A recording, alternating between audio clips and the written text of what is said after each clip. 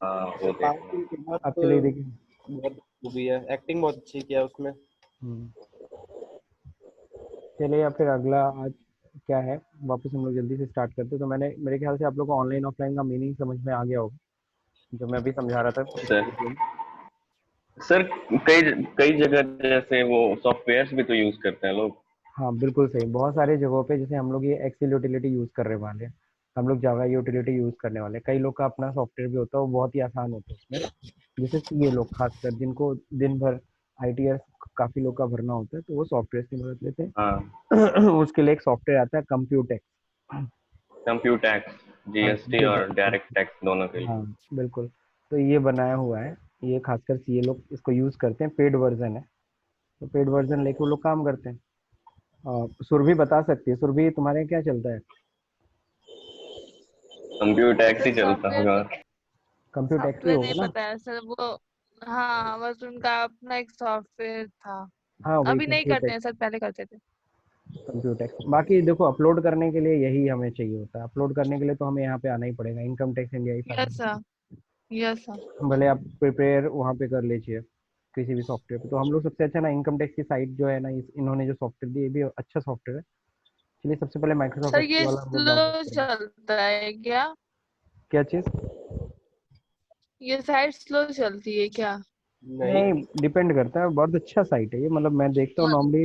मत मत नहीं मैं तो मतलब देखता सीए हूँ। का कहना था कि ये जब ये इनकम टैक्स की डेट आती है ना, तो सब लोग इसी में फाइल करते हैं, तो ये साइट स्लो हो जाती है। तो अगर जल्दी मैंने जल्दी काम मैंने करना हो सही तो नहीं बताऊँ होता, तो, इसलिए वो लोग अपना सॉफ्टवेयर रखते हैं। नहीं नहीं, ये तो सॉफ्टवेयर एक बार डाउनलोड कर लो, इसके बाद भरते रहो, मैं भी समझाऊंगा, इसके लिए तो थोड़ी ना कोई दिक्कत है। ठीक है, तो मैं इसको चलो करता हूँ, समझाता हूँ, समझते हैं हम लोग। तो देखो हम ITR 1 डाउनलोड कर रहे हैं, वो भी एक्सेल फॉर्मेट। अब इसको सेव कर लेते हैं हम लोग। सेव हो गया, अब इसको ओपन कर लेते हैं। सो इन फोल्डर,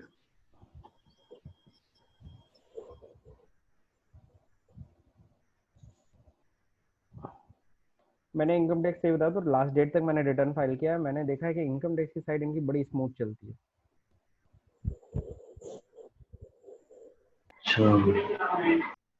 मतलब जीएसटी की साइड पे लोग कंप्लेन करते हैं, लेकिन इनकम टैक्स की साइड पे बहुत कम ही लोग कंप्लेन करते हैं।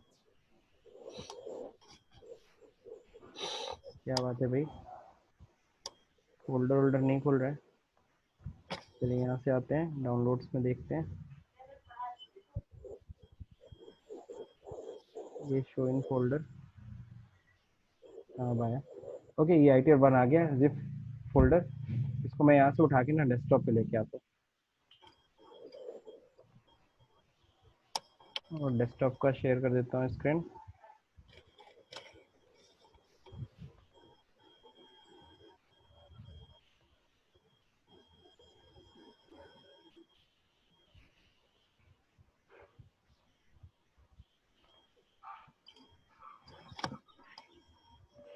देखते हैं डेस्कटॉप शेयर होगा।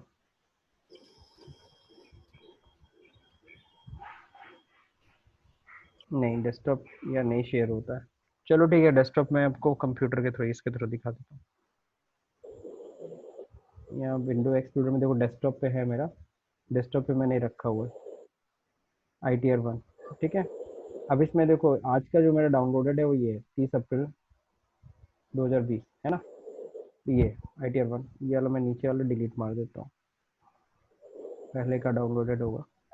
अब इसको हम लोग क्या करना है, राइट क्लिक करना है और इसको एक्सट्रैक्ट करना है, एक्सट्रैक्ट हियर।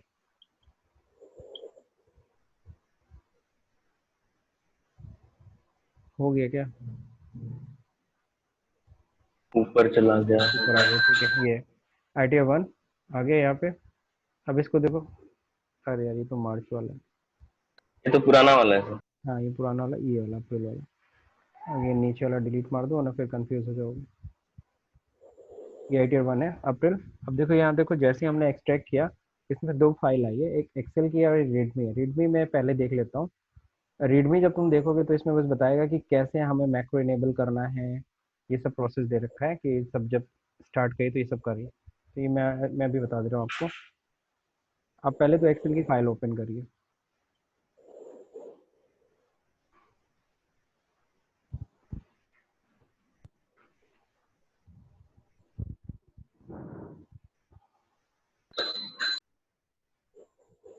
सभी को पता है एक्सेल खुलने में थोड़ा टाइम लगता है, खासकर एक्सेल 2019 में। खासकर विंडोज 10 विंडोज 10 में, विंडोज 7 में सही खुलता है ना।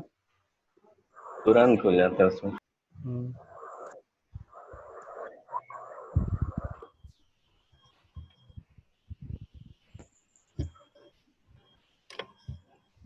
फिर रीड में जो है वो भी खुलेगा ना सपोर्ट। हाँ रीडमी तो सिंपल है, वो तो तुरंत, जो नोट पैड की फाइल है वो तो तुरंत अच्छा खुलती है। नोटपैड। हम्म,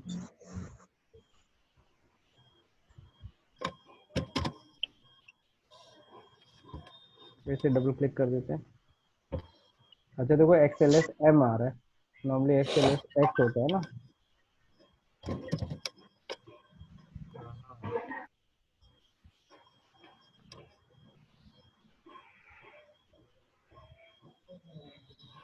उस दिन भी बहुत लेट में खुला था, आज भी लेट में ही खुल रहा है। चलिए अब यहाँ पे क्या करना होता है, ये बटन होता है इनेबल एडिटिंग, इनेबल एडिटिंग पे क्लिक कर दीजिए।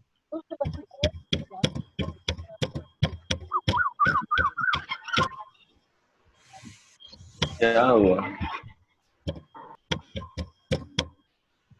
सर क्या है? हाँ बोलो। स्क्रीन रुक क्या है सर? स्क्रीन रुक गया है, ठीक है मैं फिर से कर देता हूँ भाई।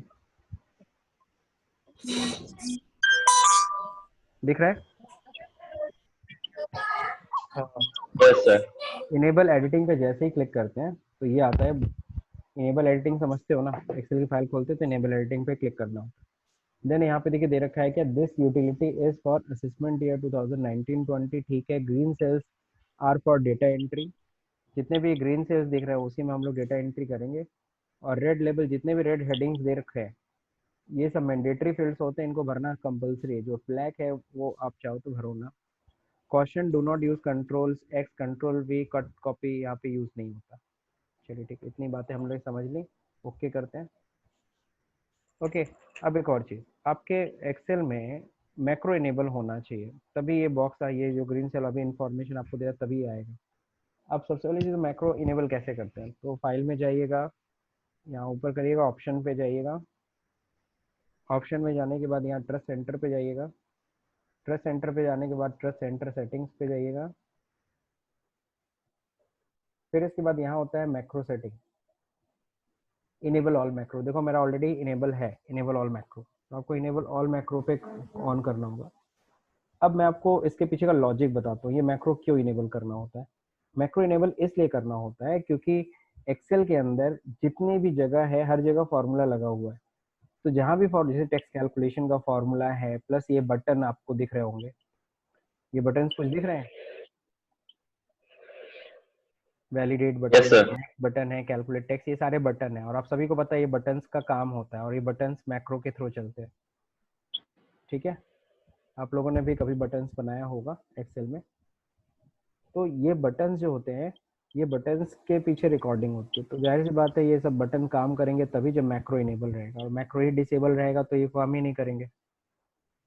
ठीक, तो ये सिंपल सी चीज़ है। अब सॉल्व करते हैं। सबसे पहले देखिए ITR1 हम लोग का जो डाउनलोड हुआ है इसका नाम क्या है, उसको हम लोग सहज भी बोलते हैं।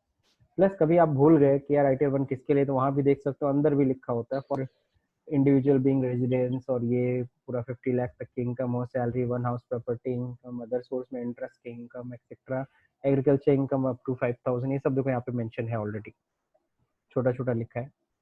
अब यहाँ पे हम लोग रिटर्न फाइल करने से पहले हम लोग इसके बारे में समझेंगे। ये ITR1 में देखो कितने शीट्स हैं, इनकम डिटेल है पहले तो, फिर दूसरा है TDS की डिटेल आप भरेंगे, तीसरा है TCS की डिटेल है अगर टैक्स कलेक्शन एट सोर्स कहीं TCS आपने दिया है तो, फिर टैक्स पेड एंड वेरिफिकेशन की सीट होगी, फिर इसके बाद 80G, यानी आपने पढ़ा 80G डिडक्शन के लिए होता है, ग्रांट्स के लिए होता है।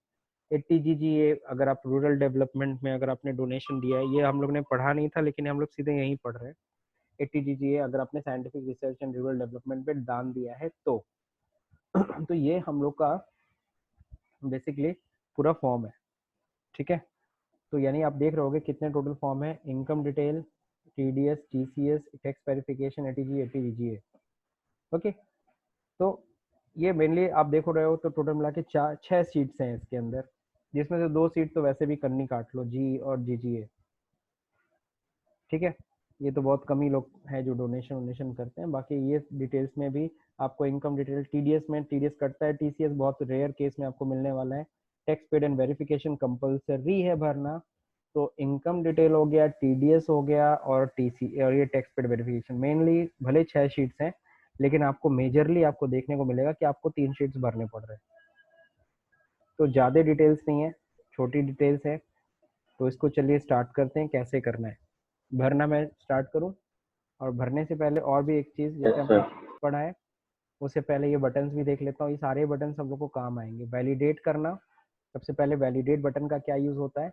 वैलिडेट मतलब जब भी हम फॉर्म कंप्लीट भर देंगे, ये पहला शीट कंप्लीट करेंगे तो वैलिडेट कराएंगे कि यार जो फॉर्म भरे कहीं कुछ कमी तो नहीं ना रह गई है।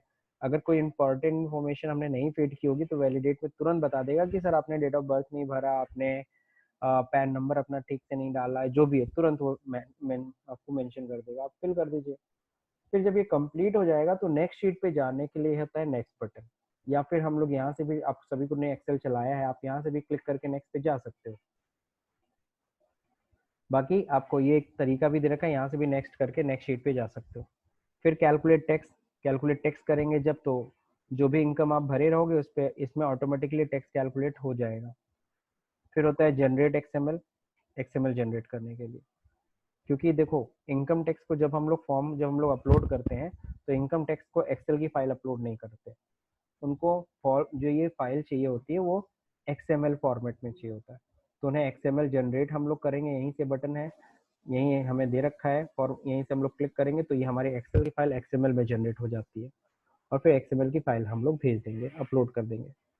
तो मेनली ये 4 बटन हम लोग को काम में आने वाले हैं।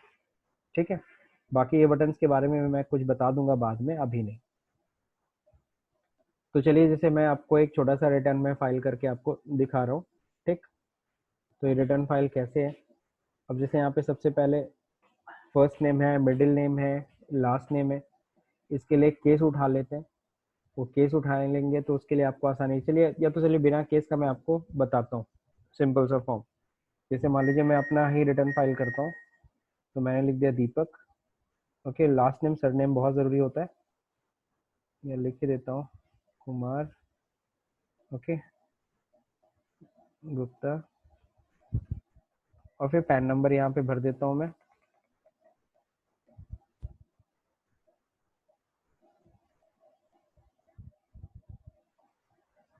ओके, अब यहाँ पे देखिए आधार नंबर मांग रहा है 12 डिजिट का, ऑलरेडी लिंक है, देने की ज़रूरत है नहीं मुझे।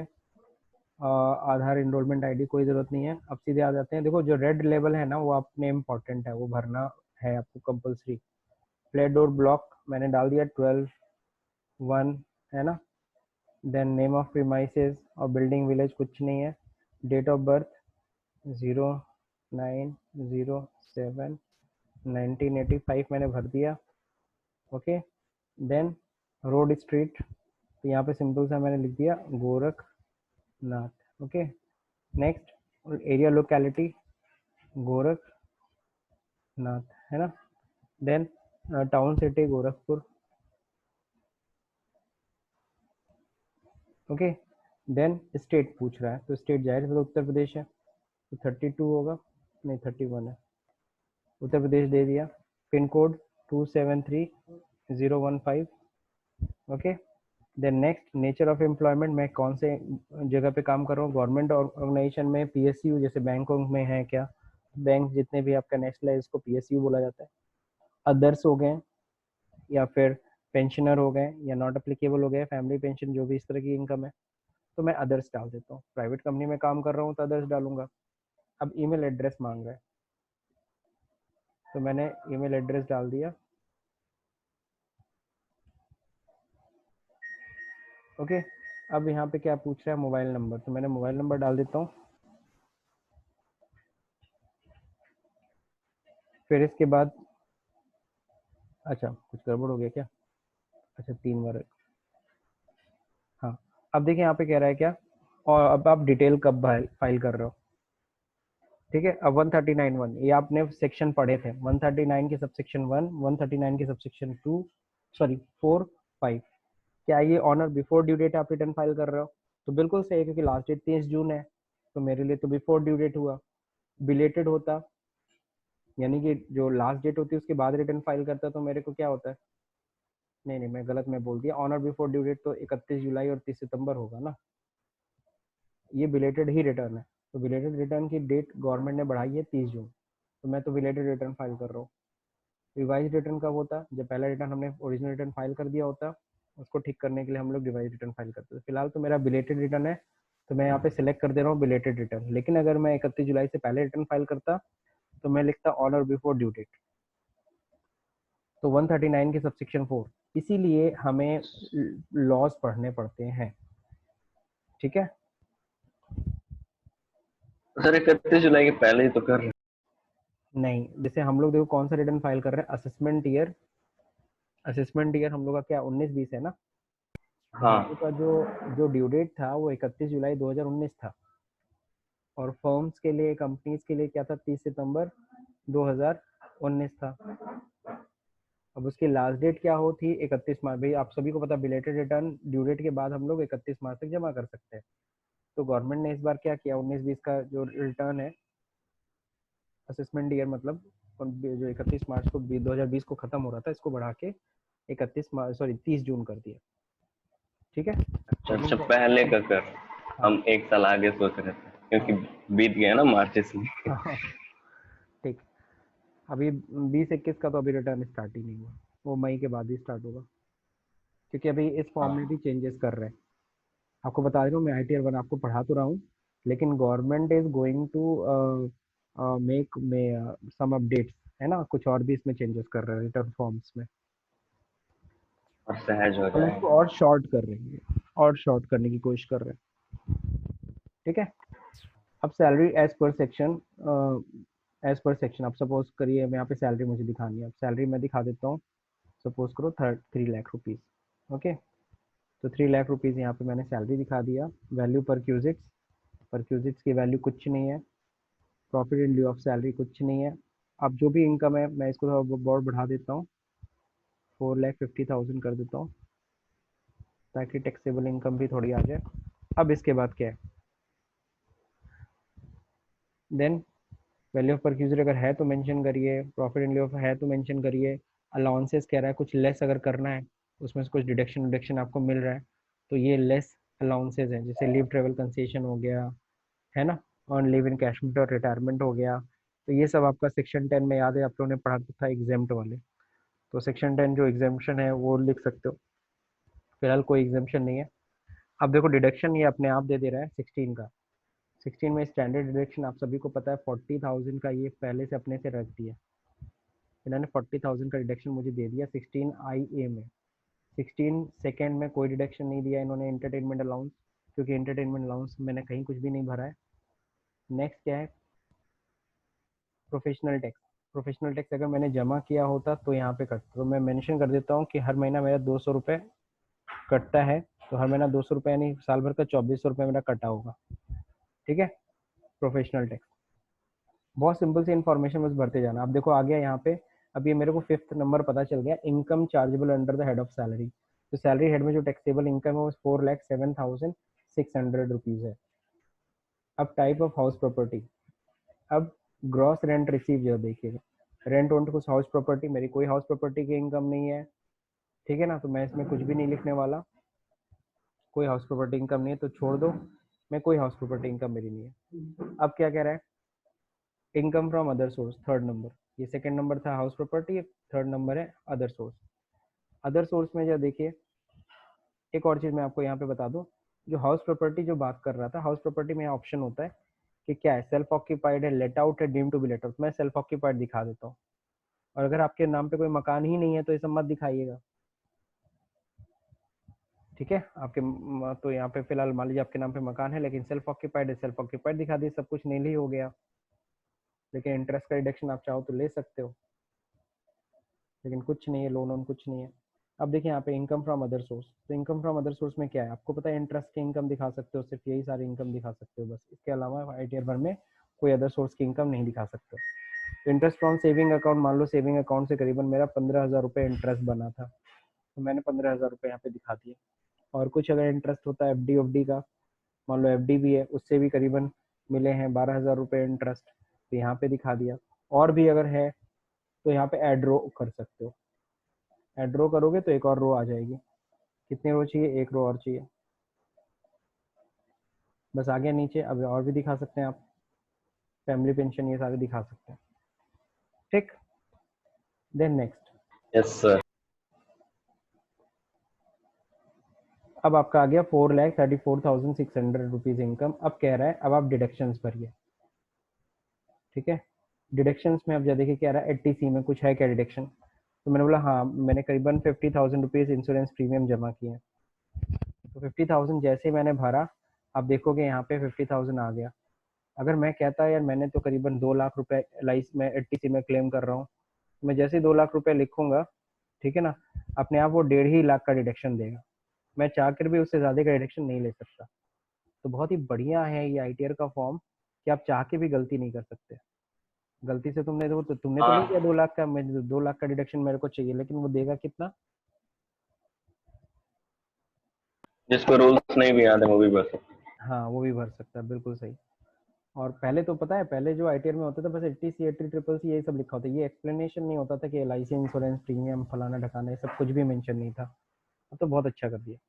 खैर फिलहाल मैं इसको सिर्फ 50,000 अब रुपीज, और हाँ, और आसान बना रहे। ठीक है, अब 80CCC में कोई डिडक्शन नहीं है, यहाँ पे कोई डिडक्शन नहीं है। 80C 80D में कोई डिडक्शन हम लोग नहीं ले रहे हैं, कोई डिडक्शन है ही नहीं हमारा। हम सीधे आ जाते हैं 80TTA में। आपको पता है interest on saving bank account मेरा कितना इंटरेस्ट बना था? 15,000। मैं 15,000 लिखूंगा, लेकिन आपको पता है 10,000 से ज्यादा का डिडक्शन नहीं मिलता है। टैब दबा रहा हूँ, 10,000 ही डिडक्शन दे रहा है, 10,000 से ज्यादा का डिडक्शन नहीं है। ठीक है ना, बाकी 80TTB का हम ले नहीं सकते क्योंकि हम लोग सीनियर सिटीजन है ही नहीं। बस ये दो डिडक्शन, करीबन 60,000 रुपए का मेरे को डिडक्शन मिल गया। इनकम आई 3,74,600 रुपए। अब नीचे कह रहा है exempt income for reporting purpose. अगर रिपोर्ट करना है तो करो, नहीं तो कोई दिक्कत नहीं है। ठीक है, अगर कुछ इस तरह एग्रीकल्चर इनकम लेस देन 5,000 है या समथिंग है तो दिखा सकते हो, ये आपके ऊपर है। अब यहाँ पे देखो टैक्स टोटल एग्जेम्प्ट इनकम कुछ नहीं है, tax payable on total income कुछ नहीं है, 87A रिबेट कुछ नहीं मिलेगा आपको। ये सब एक्चुअली देखो, सब देखो 0 हो रखा है, इंटरेस्ट इंटरेस्ट सब 0 हो रखा है। क्यों? क्योंकि ये सब ऐसे नहीं आता है, हम लोग को कैलकुलेट टैक्स पे क्लिक करना पड़ता है। ऊपर एक बटन दिख रहा होगा कैलकुलेट टैक्स का साइड में, तो ये कैलकुलेट टैक्स पे जब क्लिक करेंगे तब ये सब आता है। लेकिन अभी हमें कैलकुलेट टैक्स पे बटन पे क्लिक नहीं करना है, पहले हम लोग को कंप्लीट फॉर्म भरना है। इसको पहले मैं वैलिडेट कराता हूँ। बस मैं 5 मिनट और लूंगा, मुझे पता है लेट हो रहा है, 5 मिनट और लेके मैं इसको कंप्लीट कर रहा हूँ। अब sheet income detail is okay, कहीं कोई दिक्कत नहीं है। अगर कहीं दिक्कत होती, सपोज करो यहाँ पे मैं पैन नहीं भरता, अब मैं वैलिडेट करता तो बता देता सर पैन इज मैंडेटरी, आप भर दो।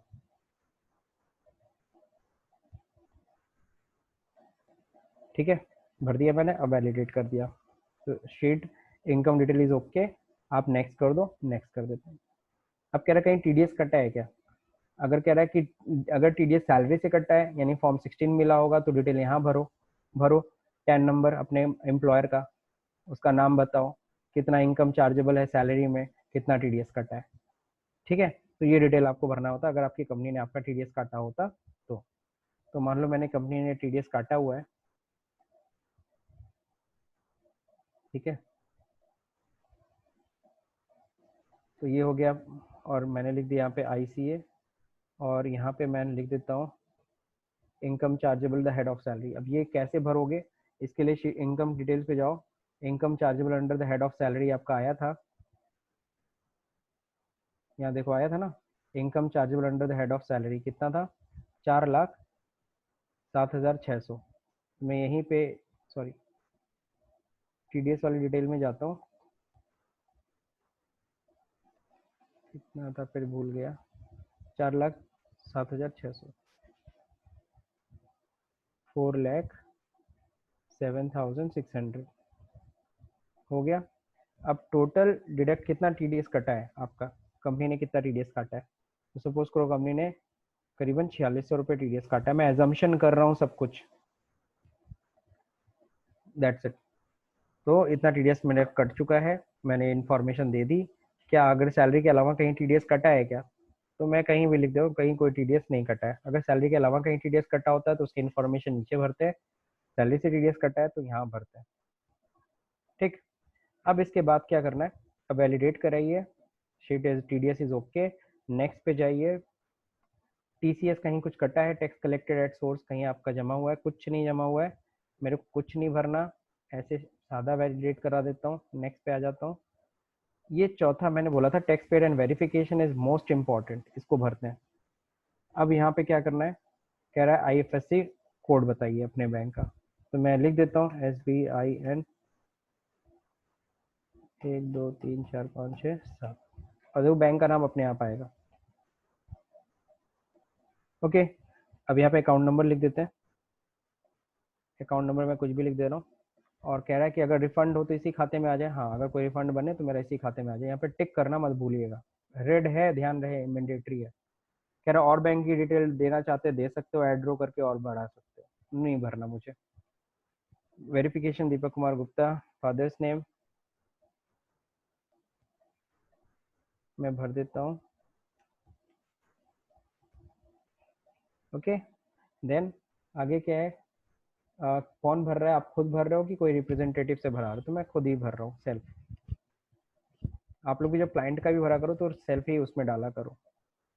अब यहाँ पे हो गया पैन नंबर, अब पूछ रहा है प्लेस क्या है, प्लेस मैं भर देता हूँ गोरखपुर, बस यहीं तक भरना है। ये टीआरपी क्या होता है, टैक्स रिटर्न प्रिपेयरर, अगर किसी टैक्स रिटर्न प्रिपेयरर से अपना रिटर्न फाइल करा रहे हो तो उसका टीआरपी का कोड भरेगा, उसका आइडेंटिफिकेशन नंबर, उस टीआरपी का नाम क्या है, ये सब चीज़ें भरनी पड़ती है। ठीक, ये कंप्लीट हो गया मेरा फॉर्म। अब कहता है क्या, इसको भी वैलिडेट कराइए, तो चलते हैं वैलिडेट करते हैं। ओह, वैलिडेट करते हैं, tax paid verification is okay, next sheet पे जाते हैं। 80G में कुछ डोनेशन नहीं किया हमने, छोड़ो। 80GGA में भी कोई डिडक्शन नहीं है, छोड़ो। अब सीधे आ जाएगा फर्स्ट वाली शीट पे, ठीक है, यहाँ पे कह रहा है प्रीवियस पे जाइए। अब सीधे हम लोग इनकम डिटेल पे क्लिक कर दे आ जाते हैं। जब सब कुछ भर देना, देन अब आपको आके यहाँ पे कैलकुलेट टैक्स पे क्लिक करना है। जैसे कैलकुलेट टैक्स पे क्लिक करोगे, अब यहाँ फॉर्मूला रन करेगा, और नीचे जो 00 दिख रहा था टैक्स बॉक्स, अब सारा कैलकुलेशन हो गया होगा। अब नीचे आके देखो तो सारा टैक्स जो भी होगा कैलकुलेट होके आ जाएगा।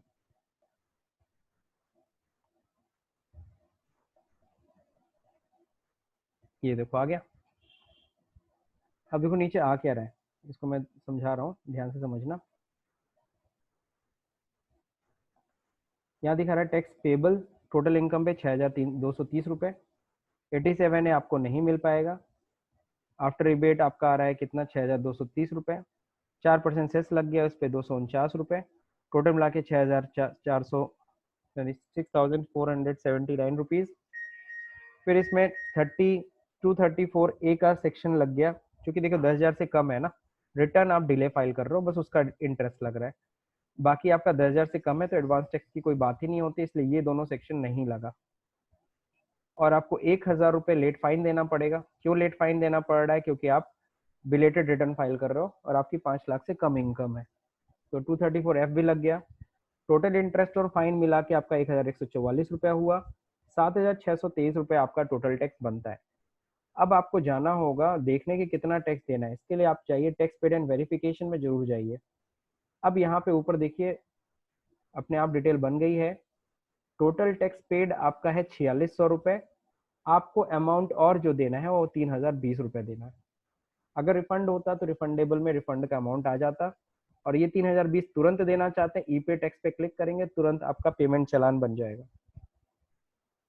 तो अभी पेमेंट वेमेंट पे नहीं जा रहे, अभी बस इतना रिटर्न फाइल कर फिल कर दिया। फिल करने के बाद अब यही रिटर्न हमें अपलोड करना है बस। मेरा अब मैंने एक बार नहीं 2-3 बार देख लीजिए कहीं कुछ मिसिंग ना हो। अब इस फाइल को अपलोड करना है। अपलोड करने के लिए आपको बताया था मैंने कि एक्सेल की फाइल नहीं भेजते। क्यों एक्सेल की फाइल नहीं भेजते, इसको भी मैं इसका रीजन बता दे रहा हूँ। इसको मिनिमाइज करिए, सामने ये दिख रहा है कि नहीं दिख रहा है स्क्रीन मिनिमाइज करने के XML में डिजिटलाइज चेकिंग होता है जैसे। अच्छा ये सामने स्क्रीन दिख रहा है कि नहीं दिख रहा, पहले बताओ। Yes sir. क्या दिख रहा है, दो फाइल है ना, रीडमी और ये ITR वाली। हाँ तो ITR का ये फाइल की साइज देखो कितनी है, 3290 KB। तो 3290 किलोबाइट ये फाइल है। अब इतनी भारी फाइल अगर हम ITR इनकम टैक्स डिपार्टमेंट को भेजेंगे ना, तो इनकम टैक्स के सर्वर पे लोड पड़ेगा। और आपको जैसे मैं बताया था कि लास्ट डेट पे बहुत ज़्यादा भीड़ हो जाती है, तो इसलिए दिक्कत हो जाएगी, बहुत भारी भारी फाइलें हैं ये। तो हम लोग इसको हल्का करने के लिए गवर्नमेंट, सॉरी मैं इनकम टैक्स डिपार्टमेंट कहती है आपको इसको XML में करो। तो मैं जनरेट करता हूँ XML। जैसे जनरेट कर रहा हूँ XML, ये देख रहे हो आप लोग, अगेन मैक्रो काम कर रहा है अपना। हो गया, हो गया, ओके ओके करते जाइए, ओके। जो जो मैसेज आता है जब इसको ओके ओके करते हैं, अब देखिए यहाँ पे एक समरी आ जाएगी, ये आपकी डिटेल है, और आप सेव कर दीजिए, सेव XML। सेव XML करेंगे तो ये फाइल वहीं जाके सेव होगी जहाँ पे आपका एक्सट्रैक्टेड फाइल है, जहाँ पे ITR पड़ा हुआ है। बस ओके। अब बता रहा है कि आप यहाँ से लॉगिन करके जाके अपना अपना रिटर्न अपलोड कर दीजिए। ठीक है, अब मैं मिनिमाइज कर दे रहा हूँ। अब देख रहे होगे आप लोग, ITR के जस्ट नीचे एक और XML फाइल आ गई, और इसकी देखो वेट कितना है, इसकी 9 KB की फाइल है। 10 KB। सोचो, कहाँ 3290 KB और कहाँ 9 KB। तो मैं इसको यही बोलता हूँ कि आप इसको हल्का सा ब्लो कर दो, नहीं फूंक दो, उड़ जाएगा ये, मतलब पहुंच जाएगा,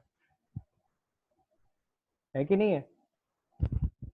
अब सवाल उठता है, ये 9 हमने XML फॉर्मेट पे भेजा है, तो XML फाइल को वो लोग देखेंगे कैसे। तो ये देखो एक्सेल की जो ये जो एक्सट्रैक्टेड फाइल है ना, यहाँ पे देखो एक बटन थी, ध्यान दिया है, इसमें एक बटन होता है इम्पोर्ट फ्रॉम XML, दिख रहा है सब लोग को। Yes sir. तो उसी फाइल को अगर मैं इंपोर्ट कर लूँ तो वो सारी डिटेल यहाँ दिख जाएगी बहुत ही इजीली। तो ये होता है इंपोर्ट करने के लिए। तो फिलहाल तो हम लोग इंपोर्ट नहीं, XML फाइल जनरेट होगी, बस हमें इसे अपलोड करना सीखना है। तो अपलोड करना मैं आपको कल बताऊंगा, ठीक है, कि अपलोड कैसे, ये फाइल कैसे हम इनकम टैक्स डिपार्टमेंट को भेजेंगे, ये हम लोग कल सीखेंगे। अच्छा, आज का जो टॉपिक है वो समझ में आया कि नहीं आया सबको? सर बहुत अच्छे से आया। Yes sir. आ गया ना समझ में? और इसका मैं अभी वीडियो जो बनाया Yes, तो sir. बताया ही है। Yes sir. सर इसको हम लोग ट्राई कर सकते हैं। बिल्कुल ट्राई कर लो, जैसे मैंने आपको बिल्कुल। एज्यूम करके भरा ना, अपलोड वैसे वैसे तुम अपलोड लोग भी नहीं करेंगे, ऐसे ही ना बस ना ट्राई कर सकते हैं। बिल्कुल बिल्कुल बिल्कुल प्रैक्टिस कर सकते हो। इसमें मैं आपको क्वेश्चंस भी दूंगा। क्वेश्चन क्या, मैं आपको यूट्यूब पे जाओगे, आप लिख देना ITR 1 बाय दीपक गुप्ता, तो उसमें आपको सैंपल क्वेश्चंस भी मिल जाएंगे, सॉल्यूशंस भी है, सेम इसी तरह से मैंने समझाया। पहला अपना भरेंगे उसके बाद फिर हाँ, पहले अपना भरना, फिर सुरभि का भर देना, ठीक। सर अपना भर ठीक है। लेंगे। इनकम डिटेल्स दे दो, नहीं इनकम डिटेल्स दे दो। अच्छा हम अपना भर लेंगे। अच्छा, बदमाशी नहीं। अपना हम तो खुद देखो ट्राई मैं कर इसे लेंगे। क्लोज करूंगा, जब ये मैं फाइल क्लोज करूंगा ना, फाइल क्लोज कर रहा हूँ तो बोलता है ये सेव करना चाहते हो क्या एक्सेल की फाइल, तो मैं कह रहा हूँ नहीं सेव करना मुझे, डोंट सेव। क्या बोल रही हो? क्यों डोंट सेव? खाना खा चुके हैं? खा चुके हैं ना, और पहले खा चुके हैं। हाँ सुशील, ठीक है, अच्छी बात है, खाना खा चुके हो।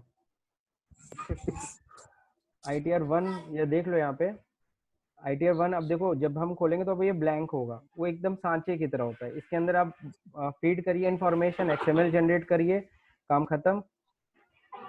फिर क्या नया डेटा फीड करिए, XML जनरेट करते जाइए। तो एक एकदम सॉफ्टवेयर जैसा ही है, एक्सेल की फाइल कम, ये सॉफ्टवेयर अच्छा है, ठीक। देखो फिर खाली हो गया, फिर इसमें फीड करो, फिर XML जनरेट करो। तो ये सॉफ्टवेयर जो है ये किसने दिया, ये इनकम टैक्स ने दिया। तो अगर हम सेव करेंगे तो उसकी कॉपी हमारे एक्सेल में आ जाएगी। हाँ, वो सेव करोगे तो सेव रहेगा वो। और सिंपल सी चीज़ है यार, XML तो है ही ना पड़ा, उसको इंपोर्ट कर लेना, खत्म बात। इंपोर्ट हाँ करोगे तो फटाक से आ जाएगी। तो ये तो मेरा आज का टॉपिक मैंने कंप्लीट किया। अब मैं आपको बता दे रहा हूँ हम लोग कल क्या टॉपिक पढ़ेंगे। कल जैसे कि अभी हमने आपको क्या पढ़ाया, सिर्फ एक्सेल यूटिलिटी पढ़ाया। कल अपलोड करना तो सीखना है। अपलोड करने से पहले मैं जावा यूटिलिटी भी आपको सिखाऊंगा, जावा यूटिलिटी पे कैसे बनाते हैं, ठीक है। जब ये सीख लेंगे फिर उसका जो भी XML फाइल जनरेट होगा उसको हम लोग अपलोड करना सीखेंगे। आज मेरी क्लास थोड़ी लेट चली है, कल मेरी प्रॉपर चलेगी, ठीक है ना। कल मैं 9:15 तक क्लास स्टार्ट कर दूंगा, तो कल कवर हो जाएगा, ठीक। Sir okay sir. कल क्लास होगी? कल हाँ कल क्लासेस करूँगा क्योंकि कल हाँ क्योंकि यस्टरडे मैंने क्लास नहीं चलाई थी तो इसलिए कल चला दूंगा। ठीक है कल क्या है? बस कल अच्छा कल संडे है तो बस थोड़ा Yes, ये sir. कर सकते हैं कि 9:30 कल फ्राइडे कल है कल सर, फ्राइडे कल फ्राइडे है। कल कहाँ संडे है? Sorry sorry sorry. और ये तो फिर ये सुशील क्यों बोल ये रहा है नहीं है फालतू में? सर। तो सुशील क्यों बोल हाँ रहा है पता चल। कल क्लास चलेगी क्या बोल रहा है? वो शायद ऐप के लिए पूछ रहे हैं क्या? नहीं सैप नहीं अभी नहीं, कल 1 मई है ना, 1 मई। ठीक है चलो ठीक है फिर मैं क्लोज करो, आप लोग सुधीर सर की क्लास कर लीजिए, काफी लेट हो गया। ठीक है okay sir, thank you, bye, bye. Good Thank you. Night. Good night.